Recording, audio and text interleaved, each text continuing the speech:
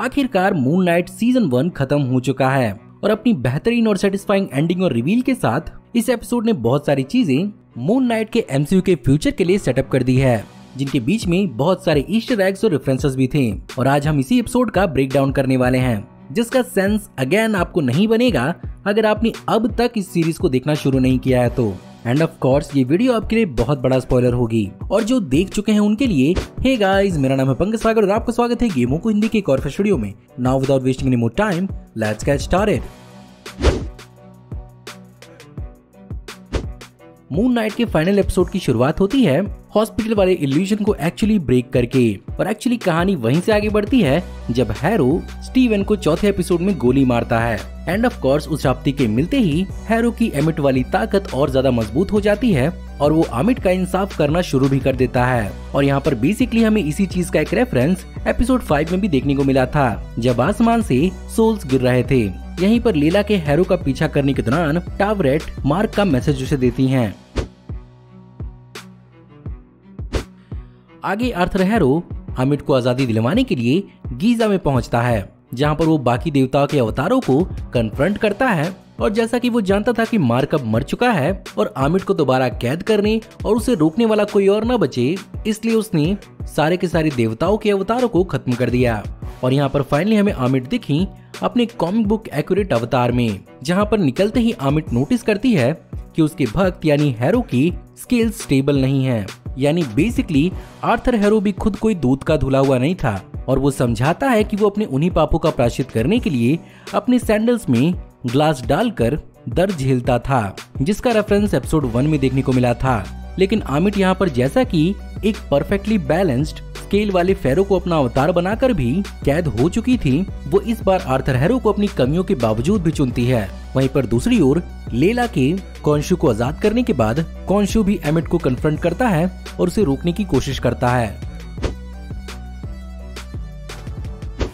Finally mark field of reads में पहुंचता है, जहां पर उसे शांति तो मिलती है, लेकिन वो स्टीवन की परवाह करना रोक नहीं पाता, और इसी के चलते वो वापस डुआर्ट की तरफ जाता है, जहां पर एक्चुअली मार्क स्टीवन को एम्ब्रेस करता है और उसी के साथ डुआर्ट में जमने लगता है। लेकिन ये चीज ओसाइरिस को अच्छी लगती है और वो दोनों को उसकी जिंदगी वापस देते हैं, जिसकी वजह से मार्क दोबारा जिंदा हो पाता है। लेकिन खॉन्शु के मिलने के बाद मार्क और स्टीवन उससे इस बात की डील करते हैं कि इस काम के खत्म हो जाने के बाद वो उन दोनों को आजाद कर देगा।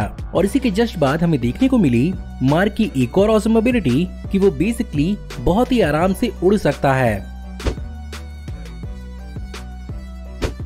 आगे जाकर लीला को अमिट को कैद करने का तरीका पता चलता है, जहां पर उसे किसी बॉडी के अंदर ट्रांसफर करके मारा जा सकता है। लेकिन इस चीज के लिए उसे गॉड का अवतार बनना पड़ेगा, जिसके कारण यहाँ पर टावरेट उसे अपना अवतार चुनती हैं और यहाँ पर वो बनती है स्कारलेट स्कैरब। कॉमिक बुक के अंदर अब्दुल फूल नाम का एक कैरेक्टर स्कारलेट स्कैरब रह चुका है, और यहाँ पर बेसिकली उसके पिता अब्दुल्ला एल फूली उसी कैरेक्टर का एक रेफरेंस थे।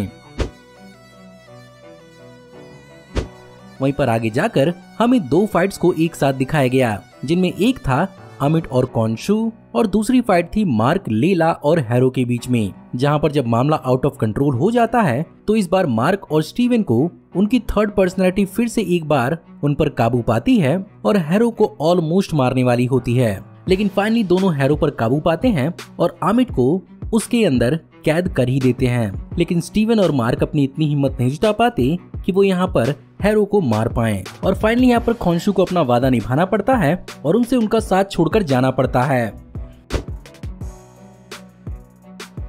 अब ऐसा एक्चुअली लगा तो था कि हाँ, यहाँ पर खॉन्शु ने अपना वादा निभा दिया, लेकिन at the end of the day harrow को एस्केप करके खॉन्शु मार्क की थर्ड पर्सनैलिटी जेक लॉकली के साथ मिलके हैरो को मरवा ही देता है, क्योंकि ऑफ कोर्स यहाँ पर जेक लॉकली एक्चुअली मार्क और स्टीवन से भी ज्यादा ब्रूटल है, और पॉसिबली अपना नया अवतार यहाँ पर खॉन्शु ने जेक लॉकली को ही चुन लिया होगा।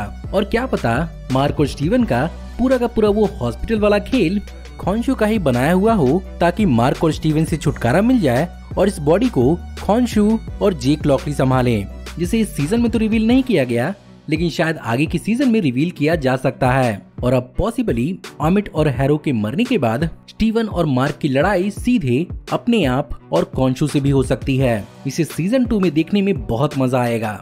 पॉसिबली ऐसा भी हो सकता है कि मून नाइट का आने वाला फ्यूचर जेक लॉकली की वजह से और भी ज्यादा वायलेंट और ब्रूटल हो, जैसा उसे कॉमिक बुक के अंदर दिखाया जाता है। सो गाइज, ये था मून नाइट की सीरीज फिनाले का एक ब्रेकडाउन। मैं उम्मीद करता हूँ कि आपको आज की वीडियो पसंद जरूर आई होगी, और हाँ, मुझे कमेंट में जरूर बताइएगा कि मेरी इस सीरीज से जुड़ी हुई ब्रेकडाउन्स आपको कैसी लगी और आपको इस एपिसोड में और कौन कौन से ईस्टर एग्स देखने को मिले।